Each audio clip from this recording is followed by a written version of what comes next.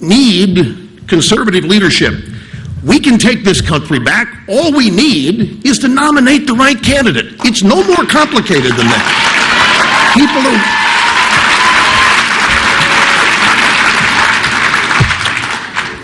Now let me speak about President Obama for just a second. President Obama is one of the most gifted politicians, one of the most gifted men that I have ever witnessed. He has extraordinary talents. He has communication skills that hardly anyone can surpass. No, seriously. No. I'm being very serious about this. It just breaks my heart that he does not use these extraordinary talents and gifts to motivate and inspire the American people to be the best they can be. He's doing just the opposite, and it's a shame. President Obama has the ability to inspire excellence in people's pursuits. He has the ability to do all this, yet he pursues a path, seeks a path that punishes achievement, that punishes earners, that punishes, and he speaks negatively of the country. Ronald Reagan used to speak of a shining city on a hill. Barack Obama portrays America as a soup kitchen and some dark night in a corner of America that's very obscure. He constantly is telling the American people that bad times are ahead, worse times are ahead. And it's troubling because this is the United States of America. Anybody ever ask, I'm in awe of our country, and I asked this question a lot as I got older. We're less than 300 years old. We're younger than nations that have been on this planet for thousands of years. We, nevertheless, in less than 300 years, and by the way, we're no different as human beings than any others around the world. Our DNA is no different. We're not better just because we're born in America. There's nothing that sets us apart. How did this happen? How did the United States of America become the world's lone superpower, the world's economic engine, the most prosperous opportunity for an advanced lifestyle that humanity has ever known? How did this happen? And why, pray tell, does the President of the United States want to destroy it? It saddens me.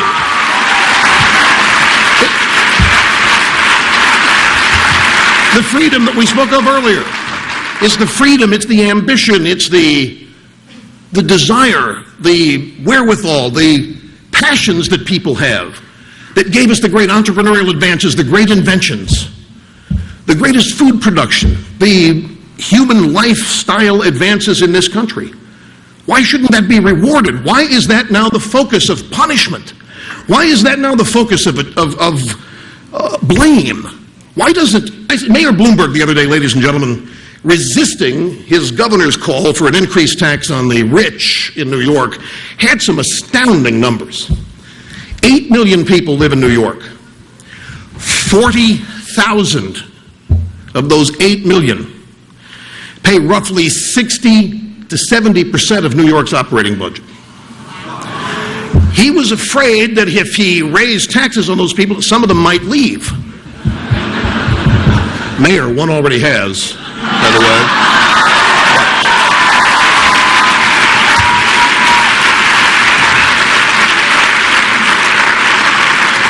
Stop and think of this, though. Stop and think of this. 40,000 people out of 8 million. He's right. If 10,000 of them leave, or 5,000, they've got a huge problem. Because New York has its own welfare state inside the one the federal government's created. They've got a dependency class that has grown up and been educated. Their entitlement is to be fed and taken care of by these evil, mean people who have more than they do. If New York City, New York State, or Washington, D.C. were a business, these 40,000 people would be taken on golf tournament trips to Los Angeles, and they would be wined and dined, and they would be thanked, and they would be encouraged to keep it up. They wouldn't be told they're the problem.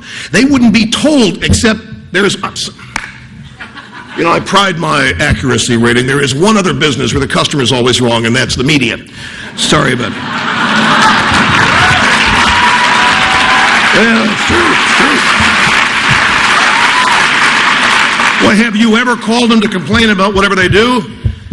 They say, yes, sir, 3 bags full. They hang up and say, you're too stupid to know how they're doing what they're doing. You can't get it. You are not sophisticated enough. So that's another business where the customer is always wrong. But seriously, the people who have achieved great things, most of it is not inherited.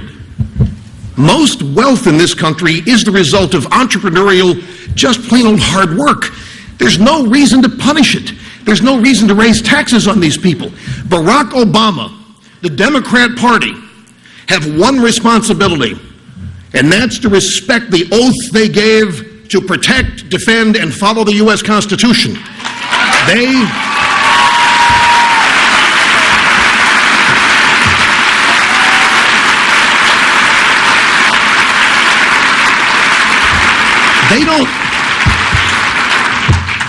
They don't have the right to take money that's not theirs, and none of it is, from the back pockets of producers and give it to groups like Acorn, which are going to advance the Democrat Party.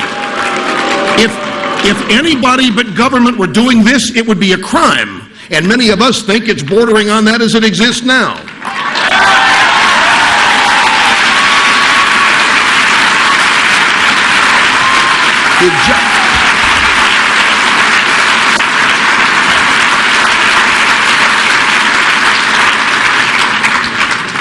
President Obama is so busy trying to foment and create anger in a created atmosphere of crisis.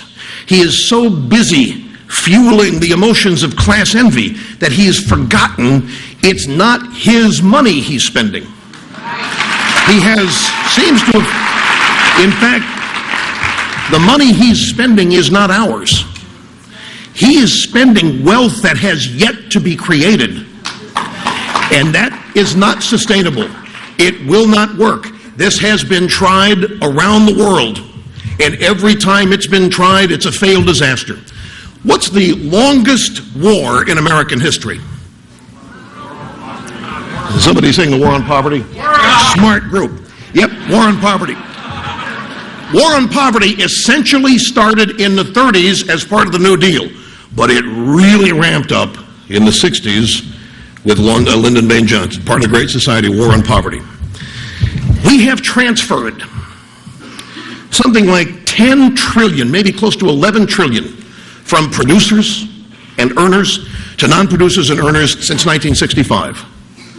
And yet, as I listen to the Democrat Party campaign, why, America's still a soup kitchen. The poor are still poor, and they have no hope. And they're poor for what reason? Well, they're poor because of us, because we don't care, and because we've gotten rich by taking from them. That's what kids in school are taught today. That's what others are said in the media. You know why they're poor? You know why they remain poor? Because their lives have been destroyed by the never-ending government aid that's designed to help them, but it destroys ambition. It destroys the education they might get to learn to be self-fulfilling. And it breaks our heart. It breaks our heart.